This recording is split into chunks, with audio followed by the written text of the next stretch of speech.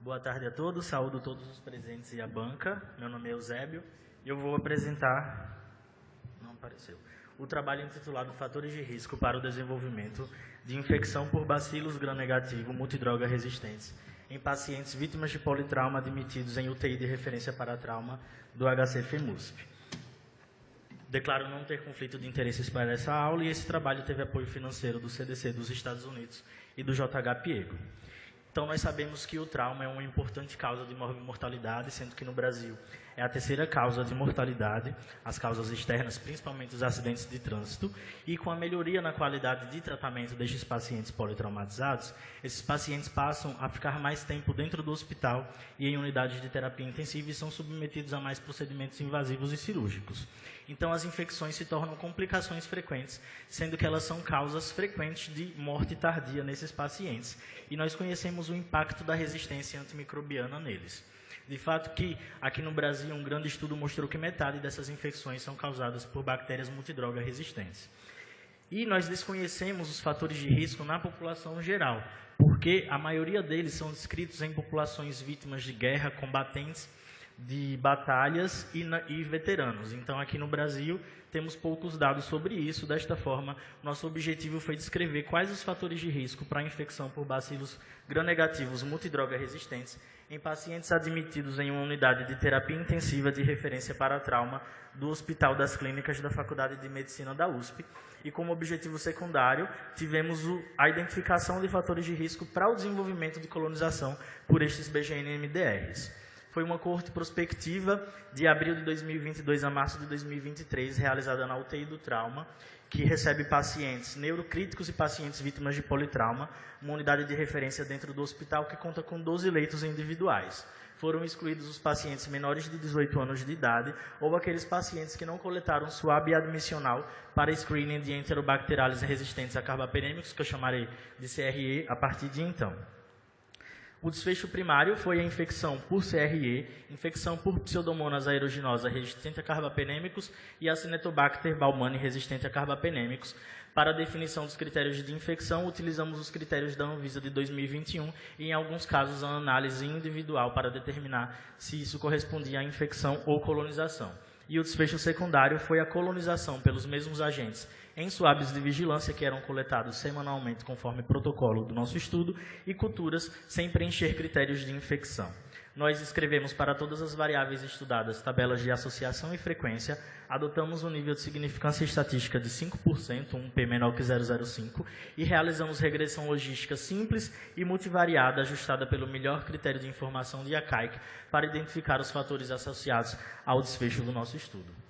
Então, no período estudado, foram incluídos 308 pacientes, dentre os quais 202 eram do sexo masculino, a maior parte da coorte, com uma mediana de idade de 51 anos, uma população relativamente jovem.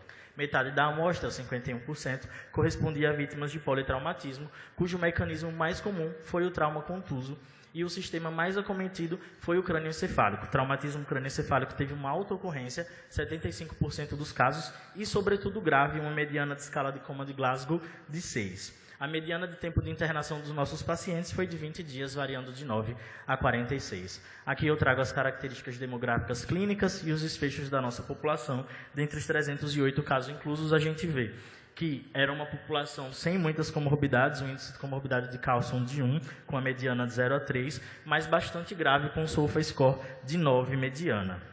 Esses pacientes tinham uma alta taxa de intervenção cirúrgica, sendo que 89% deles realizaram alguma intervenção cirúrgica dentro dessa internação e 79% haviam recebido algum tipo de antimicrobiano. Então, o nosso desfecho primário, que foi infecção por BGN-MDR, ocorreu em 23 pacientes desta amostra, correspondente a 7,5%, e 13 desses pacientes eram politraumatizados. A gente vê que o principal patógeno responsável foi a Pseudomonas aeruginosa, com 11 casos, seguido pelo Acinetobacter baumannii e depois o CRE. A gente contabiliza aí que houveram mais de 23 casos de infecção, porque podiam ter infecções polimicrobianas e um paciente podia apresentar mais de um episódio de infecção ao mesmo tempo, enquanto a colonização por BGN-MDR ocorreu em 51 casos. Na análise do modelo ajustado para quais os fatores de risco estavam associados à infecção por bacilo gram-negativos MDR, nós só encontramos tempo de internação como fator de risco, com um odds ratio de 1,05. Fizemos análise univariada e multivariada separadamente por cada tipo de agente e, curiosamente, para a CRE nós não encontramos nenhum fator de risco, apenas um fator de proteção, que foi o uso de sonda vesical de demora. Enquanto para pseudomonas e para acineto nós encontramos idade, score SOFA, tempo de internação como fatores de risco e para acineto o uso prévio de clindamicina e o tempo de internação. Então, o tempo de internação se mantém como fator de risco, independente do tipo de patógeno. Fizemos uma análise ajustada para avaliar quais os fatores foram associados à colonização por BGN-MDR e são fatores classicamente descritos na literatura, como o uso de catéter venoso central, o tempo de internação, a ocorrência de TCE e o uso prévio de antimicrobianos, enquanto o uso prévio de cefalosporinas e fratura exposta, que talvez demonstre uma população mais jovem que sofreu acidentes de trânsito urbanos com fraturas expostas e receberam um protocolo empírico para prevenção de infecção dessas fraturas, usaram clindamicina ou ceftriaxone, tenham sido um fator protetor, porque esses pacientes, de fato, são mais jovens e têm menos comorbidades. Então, concluo que o trauma sozinho não foi um fator de risco para a infecção por BGN ou colonização por BGN-MDR, mas sim fatores relacionados à internação, como o próprio tempo de internação, o uso prévio de antimicrobianos, comorbidades do paciente e qual tipo de traumatismo que ele sofreu, como o traumatismo crânioencefálico, e o suporte de vida invasivo, como o uso de catéter venoso central, foram sim fatores mais relevantes. Desta forma, esses achados reforçam a necessidade de realizar boas práticas rotineiras como medidas de prevenção de infecção. Agradeço a presença de todos. Muito obrigado.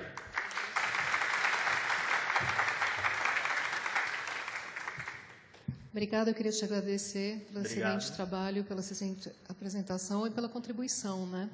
Aí eu queria te perguntar, depois eu queria abrir para a plateia também, se esse estudo, se vocês chegaram a apresentar para a disciplina, enfim, e se isso acabou mudando alguma coisa na prática de vocês, porque a gente, eu não sei, mas a gente tem um pouco essa sensação de que os gram-negativos multiresistentes são muito frequentes nessa população, né? E eu acho que a gente acaba sendo um pouco agressivo na antibiótico-terapia empírica. Então, eu queria saber se vocês tiveram essa conversa, se mudou alguma coisa no protocolo de vocês. Não mudou, porque dentre os principais patógenos isolados nessa unidade, a maioria das infecções elas são por pseudomonas aeruginosa, que muitas vezes preserva a sensibilidade a ciprofloxacino. Então, para muitas das IRAs, a gente continuou adotando o cipro como uma das primeiras opções de tratamento se o paciente não grave, e outra é Staphylococcus aureus, que a gente não avaliou nesse estudo. E como a gente não encontrou nenhum fator do trauma propriamente dito como relacionado, já eram fatores que a gente conhecia na literatura, a gente não teve necessidade de readequar protocolo empírico ou protocolos de vigilância para esses pacientes. Mantivemos igual com a colonização, o rastreio semanal de colonização por enterobacteriales resistentes a carbapenêmicos que eles já faziam na unidade. Perfeito. Alguma pergunta? Não? Muito obrigada. Obrigado, pessoal.